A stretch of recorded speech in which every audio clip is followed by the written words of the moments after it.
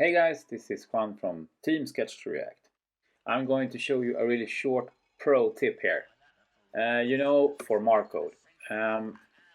When you are working in Sketch or I can say Lunacy, and you're using our prototype components, the prototype and prototype fluid one, these ones, what you basically are doing is having images that you actually update. So for example, in this example here, I grouped all of these items, this text node here, this image here, and this little thing down here, and I just added it to our prototype fluid component, which makes it look like this inside Marcode.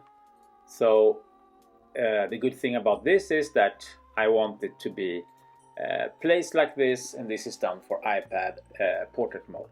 But the thing is, every time you change inside a prototype component that basically is an image, what happens in the background is our app is listening to Sketch, and then if you change something inside here, say that we are changing this text and say V2 like that, save. What actually happens now is that Sketch produces a new image and adds it to export, and then our app adds it to our code export. Sometimes when you're doing this back and forth, you might not see the change here. Maybe you're just seeing the background color. What works then is that you just use these icons here. When you jump between these ones, it creates like a hard refresh of the entire sketch file.